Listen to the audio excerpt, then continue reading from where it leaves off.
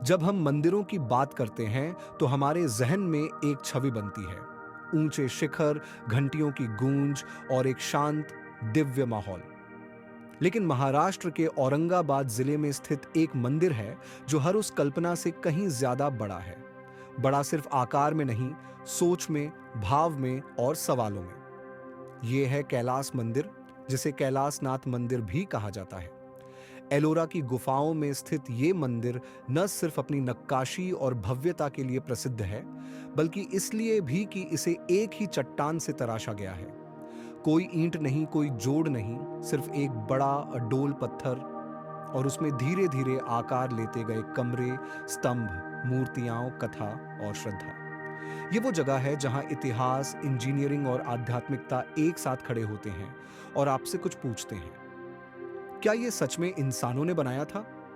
इतना सटीक, इतना विशाल निर्माण 1300 साल पहले बिना मशीन के कैसे हुआ होगा? और सबसे जरूरी बात, अगर ये हमारे देश की धरोहर है तो हमें अब तक क्यों नहीं बताया गया? इस वीडियो में हम सिर्फ तथ्य नहीं बताएंगे, हम आपको कैलास मंदिर की यात्रा पर ले चलेंगे। एक यात्रा जिसमें आपको अपने अतीत पर गर्व होगा और अपने आज पर सवाल। हम बात करेंगे कला की, निर्माण की, धर्म की और उस सोच की जो एक चट्टान में मंदिर देखने की हिम्मत रखती थी। कैलास मंदिर को देखकर जो पहला भाव आता है वो है, ये इंसानी काम नहीं लगता। लेकिन यही तो कमाल है इस जगह का।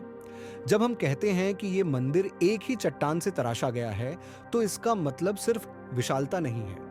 इसका मतलब है दिशा की उल्टी सोच। हर इमारत नीचे से ऊपर बनती है, लेकिन कैलास मंदिर ऊपर से नीचे खुदा गया है। पहले छत बनाई गई, फिर खंभे, फिर दीवारें, फिर भीतर की मूर्तियां। इसे वर्टिकल एक्सकेवेशन कहा जाता है, और ये तकनीक आज भी दुनिया में कहीं लागू नहीं होती। इतिहासकार मानते हैं कि इस मंदिर का निर्माण 8वीं सदी में राष्ट्रकूट वंश के राजा कृष्णा प्रथम ने शुरू करवाया था। ये काम सिर्फ 18 साल में पूरा हुआ। इतना विशाल ढांचा, इतनी बारीक नक्काशी, बिना कोई मशीन, सिर्फ छेनी हथौड़ी से 2 लाख टन से ज्यादा चट्टान हटाई गई। और हैरानी की बात यह है कि वो हटाए गए पत्थर कहाँ गए, इसका कोई स्पष्ट रिकॉर्ड नहीं है। कोई स्केच, कोई ब्लूप्रिंट, कोई ट्रायल नहीं, सीधे काम। इतनी सटीकता के साथ कि आज की टेक्नोलॉजी भी इसे दोहराने से हिचकती है। यह मंदिर सिर्फ स्थापत्य नहीं, सोच की ऊंचाई है। ये उस जमाने की बात है जब साधन सीमित थे, लेकिन धैर्य असीम। जहां मशीनें नहीं थीं, लेकिन मन में विश्वास था कि कुछ ऐसा बन सकता है जो समय से भी बड़ा हो। कैलास मंदिर के भीतर कदम रखते ही एहसास होता है कि आप किसी स्थापत्य के भीतर नहीं, एक कथा के भीतर आ गए हैं। यहाँ की हर दीवार, हर खंभा, हर मूर्ति कुछ कहती है। ना जोर से, ना चिल्लाकर, बस चुपचाप पर गहराई से। यहाँ रामायण के दृश्य हैं, रावण का कैलाश पर्वत उठाने का प्रयास, महाभारत के युद्ध, शिव के तांडव, पार्वती के विवाह और नंदी की उपस्थिति, सब एक एक फ्रेम की तरह उकेरे गए हैं। इनमें भाव हैं, गति है और सबसे बड़ी बात संयम है। जो मूर्तियां यहाँ बनी हैं, उनमें कोई अतिशयोक्ति नहीं। वो देवी देवताओं को महिमा मंडित नहीं करती, उन्हें मानवीय बनाती हैं। उनके भीतर करुणा, क्रोध, प्रेम और साधना दिखती है। ये कला उस समय की सोच को दिखाती है कि ईश्वर सिर्फ पूजनीय नहीं, समझने योग्य भी है। और इस तरह की सोच सिर्फ तब आती है जब धर्म केवल नियम नहीं, अनुभव हो। यहाँ सिर्फ दर्शन नहीं होता, यहाँ जुड़ाव होता है।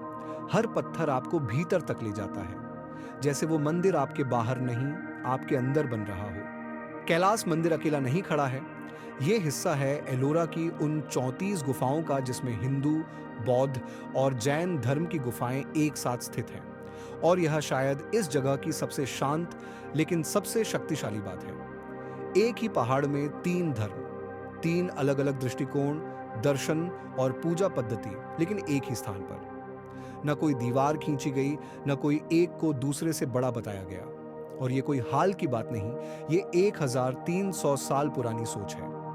आज जब धर्म के नाम पर समाज टूटते हैं, एलोरा हमें याद दिलाता है कि भारत की जड़ें कितनी गहरी और समावेशी रही हैं। यहाँ कोई यह नहीं कहता कि मेरा मार्ग सर्वोत्तम है। यहाँ हर मार्ग को जगह दी गई है, हर विश्वास को अपनाया गया है।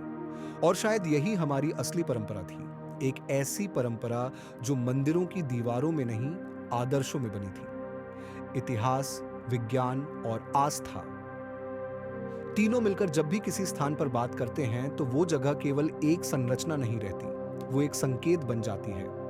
कैलाश मंदिर भी ऐसा ही एक संकेत है।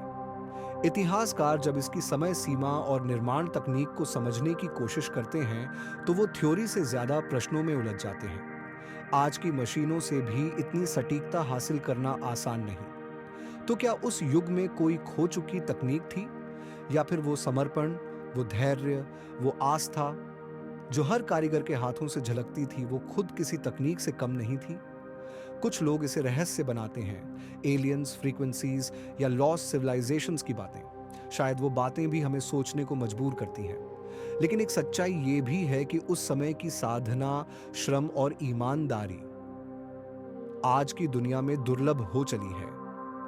कैलाश मंदिर रहस्य नहीं है, वो हमारे खो चुके सामर्थ्य की याद है। अगर आप ये वीडियो देखकर सिर्फ हैरान हो रहे हैं तो शायद थोड़ा कम हो रहा है। कैलाश मंदिर देखकर हमें सिर्फ गर्व नहीं, जिम्मेदारी महसूस होनी चाहिए। हमें समझना चाहिए कि हमारे पूर्वजों ने न सिर्फ देवताओं के लिए मंदिर बनाए, बल्कि हर पीढ़ी को ये बताने के लिए छोड़ा कि आस्था क्या होती है, श्रम क्या होता है और भारत क्या है।